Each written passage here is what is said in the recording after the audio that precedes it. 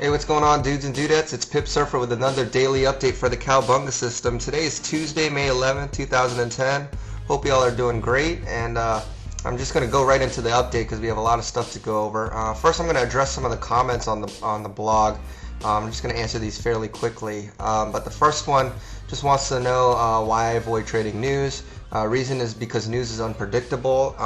I like taking trades when the market is a little more predictable and you can kind of tell what it's doing. News is erratic. It doesn't really tell you what the overall sentiment of the market is, which is why I don't factor it in, because sometimes you can just get stopped out just for no reason. And lately it does seem like it's going my way, but that's no reason to change the rules just because something happens to work out. Over the long run, it'll hurt you more often than it'll help you. So that's why I do that.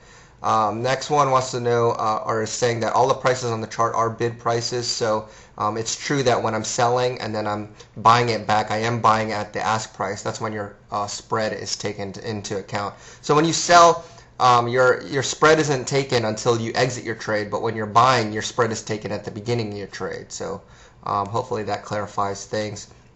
Next one wants to know my money management. I don't want to risk more than 2% on all open positions, meaning if I have 4 positions open, then each position is only worth 0.5 of a percentile, because I don't want to risk more than 2% on open trades. So depending on what you're doing, that's how many lots you should trade. So if this is the only trade out, I really would only recommend less than 1% on every trade, because that is really the safest way you can do things. But definitely no more than 2% on all open positions. So if you're trading stuff other than the system, make sure that none of your open positions, or the cumulative total of your open positions, is no greater than 2% of your total trading capital. So hopefully that helps.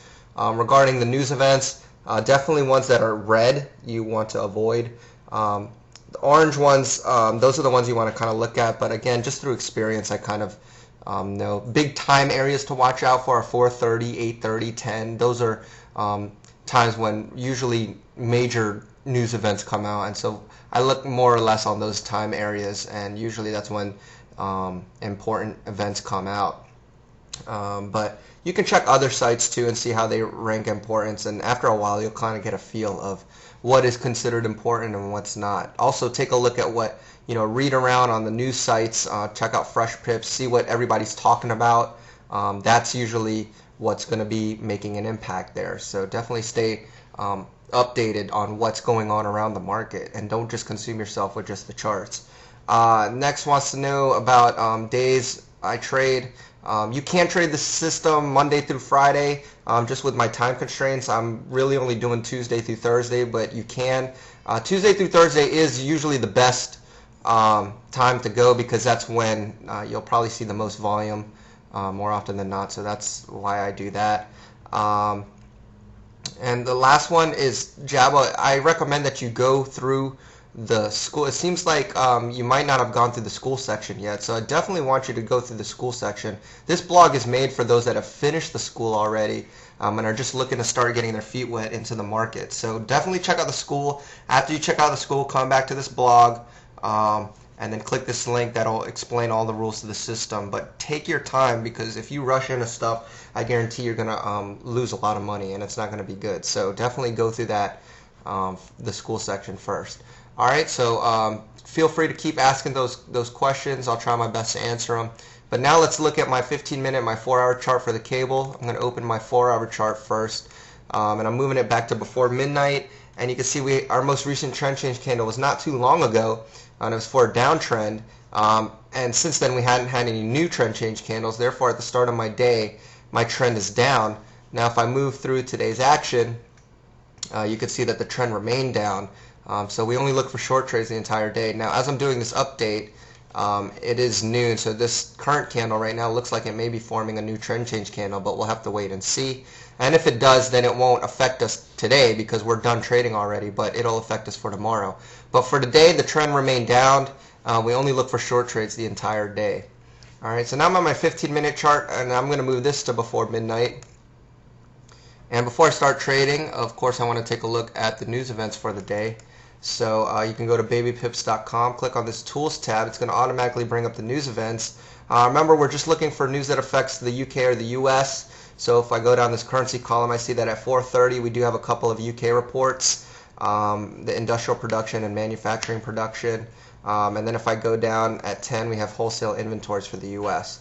And that's really the only two news events I'm keeping an eye out for. So just jot that down on a notepad or set some kind of alert or alarm to let you know when those are coming out. So now that I have my news events ready, I know I'm only looking for short trades. I can begin my day. So I'm going to move my chart forward one candle at a time, give you my thought process along the way, and hopefully you'll start getting an idea of how I apply the system into the market. And that's really the goal. It's not to give you trades, but it's to help you learn how to take these trades. Alright, so here I get a crossover. I know it's hard to tell because this is a doji candle, but at 145, you see we have a crossover for a short trade. Our size below 50, stochastics trending down. MACD was positive on the previous candle and is losing value, so this is a valid entry. This closes at 2. Our first news event isn't until 4:30, so plenty of time for us to take this trade. So you want to enter at the close of this candle or as close to it as possible. In this case, it's 48.11. Stops at the most recent swing high, which is at 48.45. Now, we're only 11 pips from the nearest 0 or 50 level at 4,800, so I'm going to go for the same amount of pips I'm risking on the trade.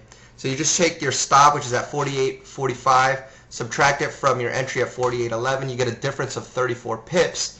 And so now you just take 48.11 and subtract 34 pips from that, and you get a target at 47.77. All right.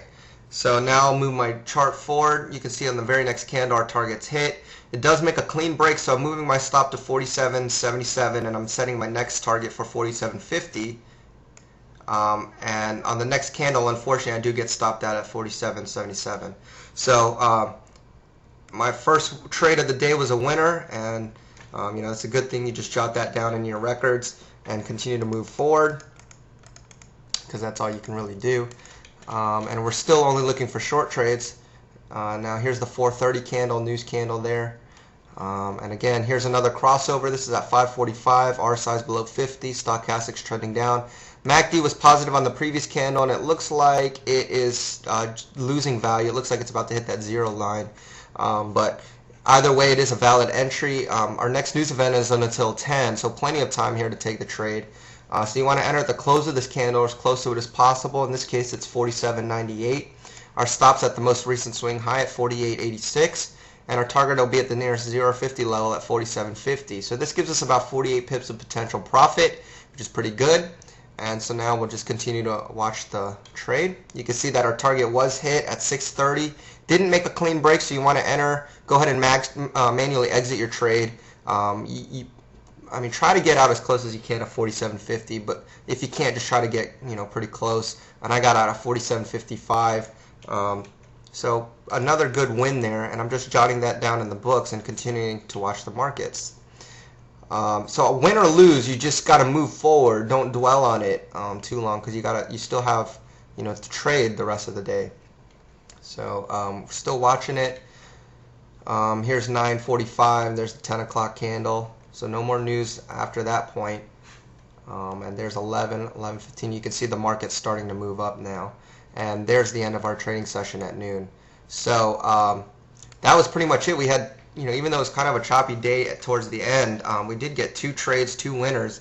So it ended up being a good day for us. But if any of that stuff was confusing, or if you have any questions about anything, just ask it in the blog. I'll try to answer them as best as I can, or post it in the forums, and I'm sure one of the other traders will try to help you out.